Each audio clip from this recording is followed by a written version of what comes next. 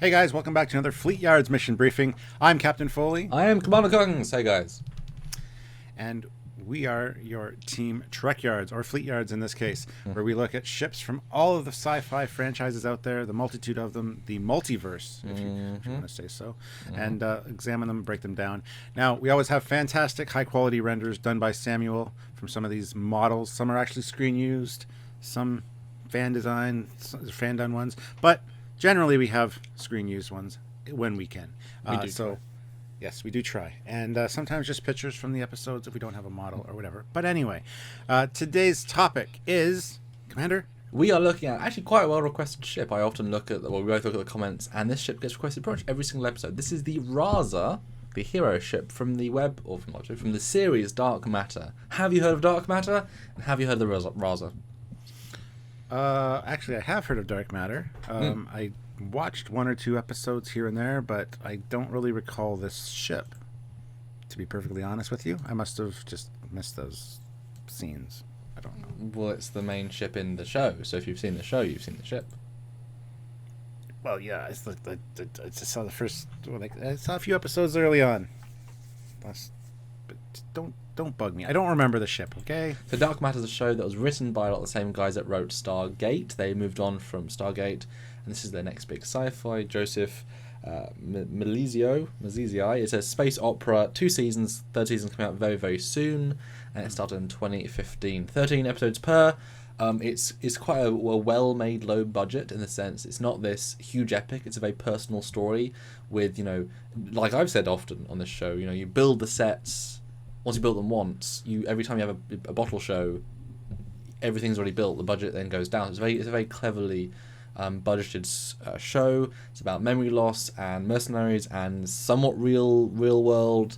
There's no ultra advanced sci-fi. There's no aliens as far as we can see. It's a very sort of interesting sci-fi, quite dark but not too dark. And this is the hero ship. Well, not hero. This is the main ship. They're not heroes. The Raza. So, actually quite difficult to get views of this ship. I scoured the internet, including Joe's blog, who he has a lot of amazing stuff, and you'll see some great renders of the original model later on. We haven't got it, but they had. This is the first view. So what do you think? First impressions of this ship from this view, anyway. I like it very much, but I think right away that it's the Sulaco, or the dropship from Aliens. Okay. It looks almost identical in my mind. Yeah, there's only a certain number of ship configurations, and having a 4-engine that rotate, like Firefly, the Serenity, there's rotating engines. There's a lot of dropship style ships that have this. This is not actually a dropship. It's much, much bigger than that, although I'll let you work that in a minute.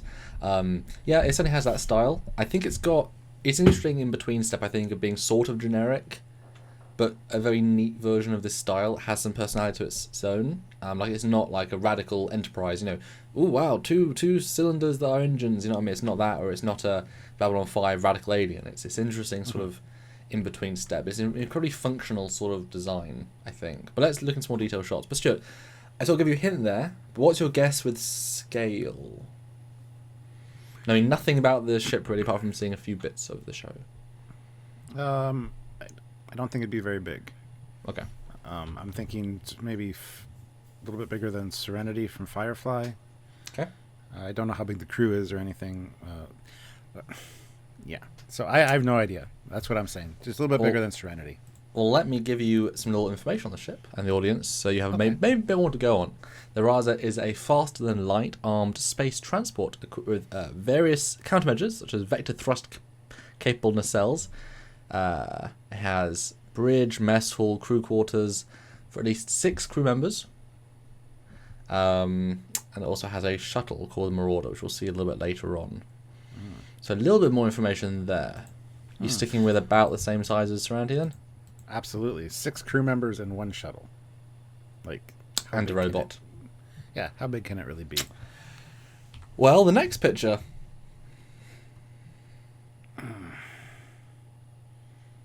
Where's the... whoa. That's a lot bigger than I anticipated. This surprised me also. Wow. And is this like official numbers kind of thing? That's a very good question. Yeah, it does seem a little bit off, doesn't it? Well, actually, there's quite a lot of good schematic pictures on the chap's website. And on one of said pictures, there's a scale measurement in the top. It's actually some orthographic views, which we'll see a little later on. And it even has some breakdowns of the ship, and it says dark matter. The Raza is 201.8 meters in length, 120 in width, and 430 in height. So the Connie is 280. This is 201. So it's 80 meters shorter. So it's a good chunk, but still pretty comparable. Although obviously the nacelles of a Connie that's a lot of extra room. So if you sort of take that away, it's Yeah. Wow, I did not expect that. Honestly, I expected just a little bit bigger than the Serenity, which I'm glad you have in this size chart. This was a fun chart to make actually, because these are all real models except, well, I guess, and the Raza, but that's a picture of the Raza. I don't know if you noticed, but we've got all cargo ships or of a similar ilk, because I want to show of different scaling. Obviously, TOS Connie, it's a great measurement of scale. We all have a basic idea of how big that is. Colonial 1 for Battlestar Galactica at the top right, and Alkesh from Stargate below that. Right at the bottom left, it's a multiple kit bash ship from Star Trek, but it's a Bajoran transport from Deep Space Nine. That's the size of that, apparently. Obviously, Firefly Serenity. Just left of that is Neelix's little transport. Difficult to see, but that's Neelix's ship. The one left of that is the Colonial Shuttle from BSG, the second version. And the one left of that is the Sosa, which is Castor Yates's DS9 transport. So, several different cargo ships of different styles, different sizes, and, obviously different universes. Wow. But, yeah, I was pretty surprised. But 200 something meters is pretty big. It's so standard crew of 6, but definitely they can carry a lot more people than that. I mean, is that like a skeleton crew kind of thing? Yeah, I mean, my take on it, there are some huge cargo bays.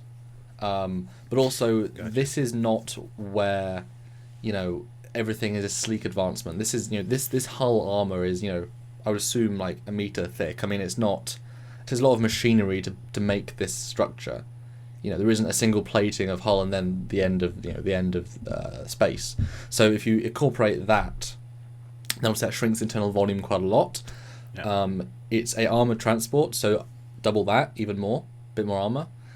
Each crew core is actually quite big comparative, so it's not a 20 people all bunched in. It's a few people with actual living spaces to spend long term there. Messel's pretty damn big. The bridge is pretty damn big. It's got multiple cargo bays. A shuttle bay which is bigger than the shuttle itself. So it's designed to be armored cargo transport, but obviously quite a comparable one, quite a big one. But it's not hyper advanced tech. So it's that interesting between. It is certainly pushing the level of technology. But if you look at, for example, the Firefly, no FTL. That's why it's a lot smaller. It's only, it's basically only got one cargo bay, and that's the single bottom room. It's quite a big room, but it's one room, and everyone else in this diagram uses different styles. But the only other FTL ship here is the Bajoran transport, and it's quite comparable. So, yeah. Huh. Well, what interests me was the fact that you said vectored thrust nacelles, which mean those nacelles turn. I like that, especially with that design. Like you could turn 2 on the port side up and the other the starboard side down, and you could like spin your ship and do a whole bunch of fancy maneuvering with that. That's really cool. I like that. In the first episode, we see some pretty drastic maneuvers, and there is a picture later on. I thought you'd like to see that in action. But I was surprised by the scale. But again, Star Trek is small in scale. Although this really points out how small these other cargo ships are. I mean, none of these are huge ships, but it's certainly capable and fun to see with the other ships. So I mean, obviously I haven't got the model. What I did is I brought another ship in, I scaled that to the correct size, and I replaced it in Photoshop. So that's how I did it. But the next picture is a side view, because the length is not really what defines a ship. So this is the depth and the width. What do you think? Well, first of all, that ship looks fantastic from the side. Yeah, I'm really digging this design. Yeah. Wow. As for sizing, like you said, a lot of that would be mechanical things like the engines and life support and things like that in there. Yep. When you compare it to the size of the secondary hull in the Constitution class, if you take into account thick plating, like you said, it's an armored transport, and the internal volume wouldn't be super huge.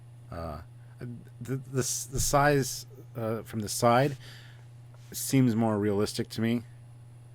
It doesn't seem like loads bigger than the Serenity here, really, if you want to break it down. But the top gives a kind of a different view. Well, the Firefly class is a very personal cargo ship. This is a sort of a corporate cargo ship. Different sorts of. I mean, a great example is in Star Wars, and I would have put Millennium Falcon in, but I didn't. I didn't have room, and I didn't really need it because come on, it's like 6 different universes of ships. Didn't really need it. The Millennium Falcon, is a cargo ship, but then suddenly in Episode 7, you see Han Chewie's big cargo ships like 18 times the size. So clearly, they're obviously different class of cargo ship. Yeah, that completely outstretches that by a long way. What I like about this, again, realistic tech, it has chemical fuel, so it's got to all be stored. And it has all that other tech, so there is a lot of needs. You got to supply your own food, water, no replicators, unlike sort of TOS. I mean, the TOS Star Trek tech is very small because it's got advancement. None of this other stuff is. I mean, the Battlestar Galactica ship at the bottom right, that literally is just like it's a carrier. It's like a plane in space. It's just like one floor of seats, another floor of cargo. It's like a 747. Yeah. Yeah, it is, and I'm kind of surprised how small Neelix's ship is. But again, it had to fit into Voyager cargo bay, so it really is literally. I mean, there's not much cargo in that. And Zos is actually pretty small. Alkesh is actually smaller than you think. It kind of doesn't alter in size, but you get a different sense of how big it is in the show.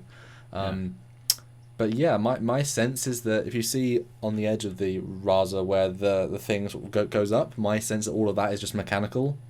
That's all just the structure, the circuitry. So really, it's just that middle bit. So it even takes it down even less. It's just like the size, the lengthwise of the secondary hull. Then you take out, like say, the armor, space between decks for Jeffries tubes and things. I mean, yeah, it does start to get smaller and smaller very quickly. Yeah. And like I say, it's got like two floor cargo bays, with a bit more room as well. And there's like 2 huge ones plus a shuttle bay. So it's got actually some pretty big rooms. Yeah. Well, I really like the design. I gotta say, this is a cool looking ship, and you've only seen black and white pretty much pictures yet. But the next picture is a beautiful high def back view I was able to get, which really shows off a lot of the details. What do you think? Again, I love it. The weathering and look at the hull plating is really nice. Although I get a sense of like Gundam kind of feet with those way those nacelles are designed at the back. They just look like a cross feet. My question to you though, is it a plane ship? Not as in plane but craft, but a plain, boring, dull. Is it a plane ship? I would say no. I don't think so. Like I said, I love the detailing. I love the striping. And the shape is fantastic. Like really, I love it from the side. It looks very. Dare I say, what's our word? What's our catchword? Sleek. There you go. I really like it. I like the guns on it. The way that they're angled. I suppose they're just turrets that can turn 360. So it's cool. Yeah, I love it. It's a strange mix of. It's got a lot of very rectangle sort of compound shapes, but it's also got some. It's sort of like a very functional refinement of those shapes. It's not a box. It's got some things. It's not got curves, but it is quite boxy, but in a very sort of a very neat way. And it almost has that TOS feel actually, in the sense you might be thinking what you're talking about, but TOS is almost nothing coming out of the hull. Yeah. If you look at the hull, actually most of the the engine sections are dedicated. There's no sort of greeblies really sticking out. There's vents, there's pods, but these things are all functional. There's very few bits actually just sticking out the hull for no reason, which I like. It's unlike sort of Firefly Serenity, where there's so many pieces. It's more, again, functional. This is a very sort of corporate built ship, which doesn't necessarily show advancement, but shows function, and I love function. And like I've complained before, a lot of these ships are basically just long bricks, gray bricks in space with not much character to them. This has a ton of character in this ship, so I like it. The next shot is vectored thrust. Either landing or taking off. I don't know which. Both, either landing. Well, yeah. And I love that design. That's a cool design feature. Like I said, in space, there's a lot of possibility for maneuverability using that kind of thing. Even slowing down, turn them forward and thrust back in really quick acceleration. So, and it's also a very modern styling. Having these vertical takeoff machines. I mean, that's what modern tech is showing that we can do. So why wouldn't you just utilize that for space technology? Absolutely, I mean, it's certainly built for an atmosphere. I mean, it's a cargo ship as well, so it's a neat both. I mean, it's sort of aerodynamic as well. It's not awful. It's bulky, but it's got something to that. Yeah. So I want to make sure we look at some details of this ship as well, because I like some of the artistic choices. So the next shot is interesting. What do you think this is? What do you think's going on with this next shot? Either some kind of shielding or the beginning of entering FTL would be my thought. You're correct. On both counts? No. Say which one do you think most, and I'll say it. Let's see if you get the points. I think probably FTL. Yes. Two obvious shields. Yeah, this has got quite a fun FTL jump. Obviously in Warp it just goes into a star field.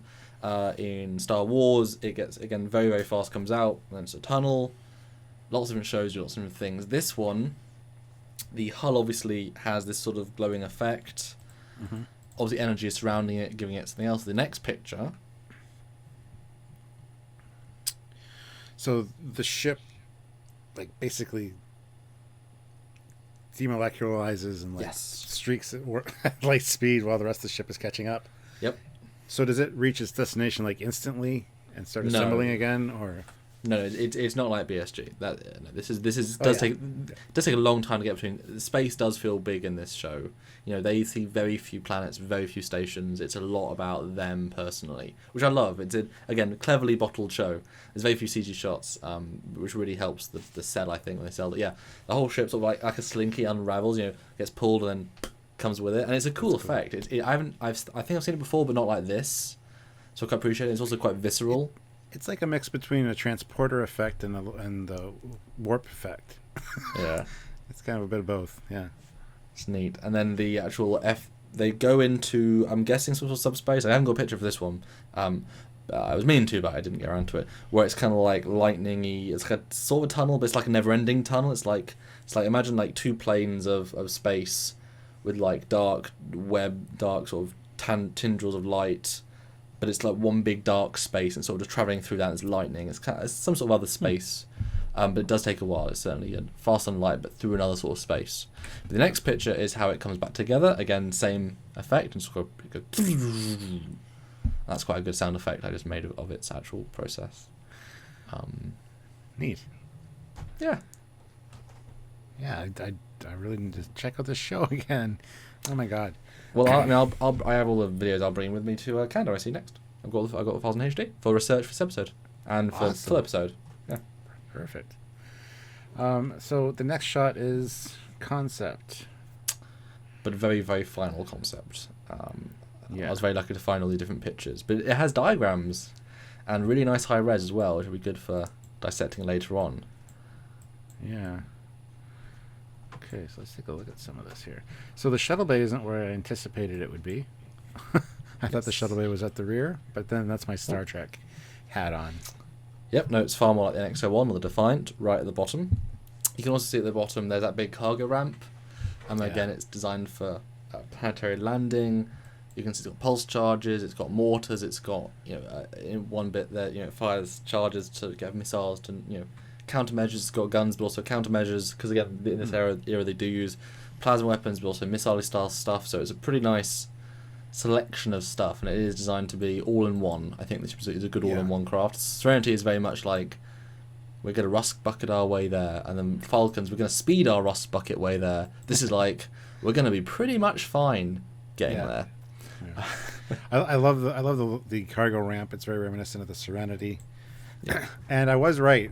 When I saw it from the top, I thought there was like a rear flight deck, and that's why I thought it was the shuttle bay. It does say rear flight deck, so I don't know if that's for... That confuses me no end, honestly. I don't remember ever having anything there, but that's just me. Well, maybe it's for approaching shuttle. They can dock there or something. I don't know.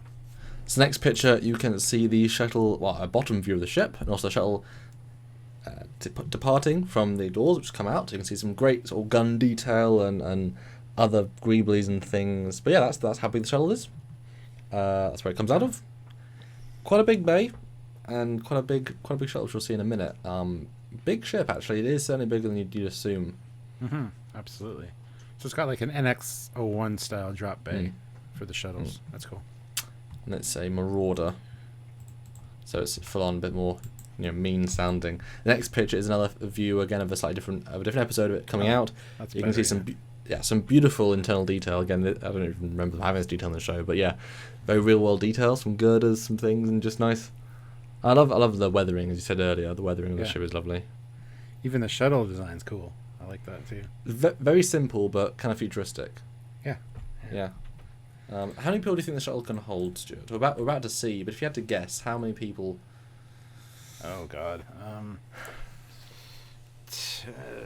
Maybe 10, 12. Okay, we'll go to the next picture. Now I might be overcompensating for size based on my first. Well, go to the next picture. And this is the internal of the shuttle. So there's at least 6. Oh, there's 8 seats. Looks like and a pretty substantial secondary area, which I believe has a, it's like an airlock door. Has 2 different doors, so you can, but it's a roomy. They use a lot of wide-angle lenses, like very wide angle. It's kind of to give that different feel. They have a lot of great. I'm rewatching it now, as I said. Whether you're, a long way down a corridor, and there's a very wide angle, and then shoot the entire dialogue scene from a full corridor away. It looks really strange. It gives it gives a different feel, which is clever filmmaking. It's not filmed in a conventional way, so this gives you an interesting, weird sense of the room. But yeah, it's a very basic shuttle, but it's very functional. It's a shuttle. It's got some weapons, but it's just to get you from planet from ship to planet, ship to ship. Does what it says in the tin. I love that expression. Yeah. So the next picture I take it is just a shot of the internals of the ship, like one of the hallways. Okay. Yep. Cool. Want to see what you thought? I like it. It's shaped very similar to Star Trek, the refit Enterprise. Kind of not a square hallway, but very. And I love the blue elements. That's nice. I like that a lot. They use a lot of internal lighting. Like everything is inbuilt. It's a very sort of 360 set. Because it's dark, but it's very moody. It works. And yeah, it's quite generic-y. I mean, it looks like all the Kelvin, all those sorts of things. Greeblies, but not too much. Functional, but not too much. I just want to show the audience what it would like on the inside. And then a view. This is a fun little perspective shot of the bridge. Obviously distorted as it will. But yeah, you can see sort of a Helms-ish console, a lot of windows. It's got windows, but they're sort of, that's not their primary means of data gathering. They've got all the screens. That's how they gather the data. But the window, which is in very small panes of glass or transparent steel or whatever, which is less susceptible to damage. To hit that one of those bullseye would be quite I guess pretty impressive. But to have the visual element as well, to be able to see the planet, see the cargo, see whatever, can also be useful. So that's a window style I can get behind. I don't know if you agree with that, because we're obviously quite sort of against windows, sort of bridge windows. But what do you think? Well, it depends on the universe. I don't think they work in Star Trek bridge windows, but in other franchises, absolutely. I think that I'm all for it, and it works here absolutely. One thing about this bridge, though, I gotta say, it feels very Klingon. Put like a high-rise captain's chair in the middle, and you got a ship. Yeah, but I apologise about the distortion, though. Finding the pictures is somewhat difficult. But the next picture is a fun little behind-the-scenes, gives you another sense of the set, but from a different perspective. I just wanted to throw that in there. Show a bit more of it realistic scale. They really don't... It's not sort of a crew that pilots the ship together. It's kind of a strange one like that. Again, it's about the characters, not about... The ship is the home, but you don't see them on the bridge all in a station, all with a console, all doing things, because they're not all tech people in the same way. You wouldn't have 6 or whatever doing weapons. No, the robot can do everything because they have a link to the computer, or 2 would do stuff just in the main console. Like, it's not that sort of ship, but it's multiple systems if need be. So it's a different sort of thing there. It's a ship that can be worked by one person, but the crew is to do everything else. Is to do the loading and unloading, is to do the mercenary stuff, is to do the ground stuff. Yeah. Easily piloted by one person. The next shot is the shot from the front. We didn't really get to see that. This is an earlier work in progress model, but it's high res, so you get a sense of how big these engines are. You can see where you can actually see where the windows are for the bridge now. They are actually below what you'd think would be the bridge. I was just going to say that, yeah. I was going to ask in one of the earlier size comparison chart from the side if that front part was the bridge. It is, but yeah, you would assume that they're the bigger ones above those. That's cool. Yeah. So what is that, like the mess hall or some kind of recreation thing? Yeah, there is a mess hall actually quite near the bridge, but I wouldn't say that. If you went back to the first picture, the windows aren't the whole size of the bridge. There is more to the bridge. So my assumption is that that's, I don't know. Maybe solar panels. This is obviously not a finish. This is the 3D model version. This isn't obviously with texturing. So my guess would be that would be. Yeah. I don't remember. I'm sorry. But yeah, I think actually they filled in later on. But the next picture is a fun ortho view and deck loadouts. Oh wow. Now we'll have to look at these one by one if you want, because obviously this is quite a lot. It's a very high resolution image. So what should we start with? The side view, I suppose, or the top, or the front? I would say side view. Okay, I'm very happy I managed to find these, but again, that blog is a wonderful thing. So apparently 2 shuttles, but this is an earlier version because those shuttles don't like the final shuttle. So take it with a big grain of salt, I would say. But this is an official production document in 2015 Dark Matter. So yes, what do you think? I'm really impressed with this. I like it a lot. Like the lower half of the ship is cargo bays and shuttle bay, which makes sense. I love how the shuttle's like clamped into place. Yeah, would make it difficult to work on. You would think. I'd almost want a landed shuttle, but. And then you said again, there's a shuttle at the back, which is a totally different design. That's neat too. I really like that one. Yeah, I don't think that's been in the show, but I don't think they've never talked about the back. So I mean, they could easily. Well, maybe it's there. No. This must be like the default version, and then obviously they have a certain version they bought or something, because you can easily convert that into another space. I love that you need an elevator, like full on, like big. There's a small elevator that goes through the ship, and there's the freight elevator to move cargo. That's such a nice touch. One thing I guess you can see is that there's actually a lot more bunks for people if you need them. Yeah, there is more space to transport. You can transport people as well as cargo too. Yeah. So it's bigger than you need it to be, but if you're going to do cargo, it's pretty damn functional. And again, the bridge layout is different, so this is obviously an earlier version. But hey, really cool to see as part of it. And if you look at just above the shuttle bay, you've got the I guess loading bay. You've got all those spacesuits right there. That's cool. It's a nice touch. Yeah. I just want to move to the front view right now. Again, that's because you have a different version of scaling for those cargo bays. Still huge, taking up the main bulk of the bottom of the ship. That's fantastic. A lot of times with Star Trek ships, we get the side orthos of the deck plans, and that's it. Yep. Like the side cutaway. We never really see a front. I think it's something that most ships need to do to really get a sense of internal scale and layout, and this is really helpful. This is awesome.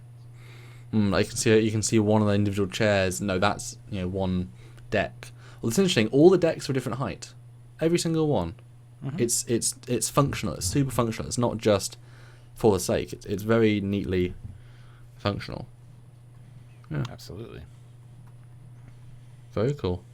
I like that either side of the shuttle bay, of the cargo bays, there's rooms with ladders that go down, look like pods. My guess is that's the fuel for the engines. And then rooms that help you, because they don't often have those sorts of mechanical problems that you go and just fix with technology rather than physical mechanicalness. They have repair nanites and stuff, so they don't need to get a wrench and just heal, but you still need those things obviously as part of the ship design. Yeah, very cool. And then there's the top deck plan. Yeah. The bridge is certainly more similar here, but again, they've changed obviously since. Yeah. Just cool to see, and again, like I said, full orthos to get a sense of the ship. But the next picture is the last picture, is the first picture. This sort of 3/4 view of the Raza, a pretty mean ship in the show. FTL, it's pretty good. Weapons actually pretty damn good. It can take on some bigger ships with some good shots, and movability really helps with it there. Like I said, requested by quite a few people. I love the show. It's a very fun. It's a very fun medium sort of show. There's very few high moments of oh my god, that's so awesome, but it's very well made. It's one of those strange sort of you want to know what happens to the people, but it's not the best thing ever, but it's still good. It hasn't got those BSG moments of oh my god, but also hasn't gone as low as some really bad BSG moments. So it's kind of yeah, and it's obviously leading somewhere. Every season, they've obviously got a plan, a several-year plan because they take it very slow as well. It's all about characters. Sorry, Stuart, I'm rambling. What do you think? Final thoughts, and do you like it more than when you started? Absolutely, I do. It's like I said, it's a fantastic looking ship. Great design. I love that it's not just simple shapes and standard flat hull color. I love the texturing. I love the weathering. I love the striping. I love the little refinement to shapes. I apologize for saying it looks like this alien dropship, even though it does. It's got a reminiscent shape, especially in the front. But I think it's great. It's bigger than I anticipated. I love the addition of like the shuttle bay on the bottom, and even on the cutaway, the shuttle in the back looks really cool. I'd love to see that at some point. But wow, this is a really thought out ship, which is nice to see, because a lot of times I think they just draw a shape, and then as they go along, they figure things out, which doesn't really work in the long run. But this one, if you start with something that's well thought out and well planned, it shows, and I think it shows in this one for sure. I think also this ship is a great example of more than the sum of its parts. Because it is very simple, but altogether the way they did it, like you said, you highlighted the colours as being a thing. So simple, but all put together it works better, I think, which is... Well, I will just note one last thing before we go. If you look at that lower bridge area where there was originally holes, everything's been filled in now. Okay. There's no big, zones there. So, Final's a little bit different to the work in progress version, which you'd expect. Yeah, absolutely. And there you go, guys. Thanks so much for tuning in for the Raza. I'm looking forward to Season 3, or if it's already come out now, that was great. If it was rubbish, that was rubbish. We'd love to get the 3D model of this someday, but don't think that'll happen. But you never know. We always try to get cool things to show you here at Trekyards, see full scales and see more details you never thought you'd see. But yeah, that's it for this week, I think. All right, well, until next time, guys, if you like this video, please hit the like button. Don't forget to share it around to all the sci-fi groups, sci-fi pages that you know of. Get the word out there about Fleetyards, because it's a fantastic group. Visit the Facebook page, and don't forget to join, because people are sharing some awesome pictures and stuff on the Fleetyards Facebook page. We will definitely be here for a long time, making you great content about all the sci-fi. But we need your help to do that. Either a one-time donation at trekyards.com, give what you can, and we'll put even more time into even more amazing shows, or you amazing people that give regularly. We need you guys. We need more and more of you to keep up our amazing quality. We want to do more, but we need more funds to do it. So go over to Patreon, and to keep those big Fleetyards episodes you love coming out, that's $1,000 on Patreon, but we need more than that to keep that coming, because we want to do more. We want to do more and the more. We're crazy, guys, so please support if you can. So thanks for enjoying, and until next time, guys, I am Commander Cockings. And I'm Captain Foley. We'll see you next time. Yeah, you guys have a great day. Bye-bye. Yeah, bye, guys.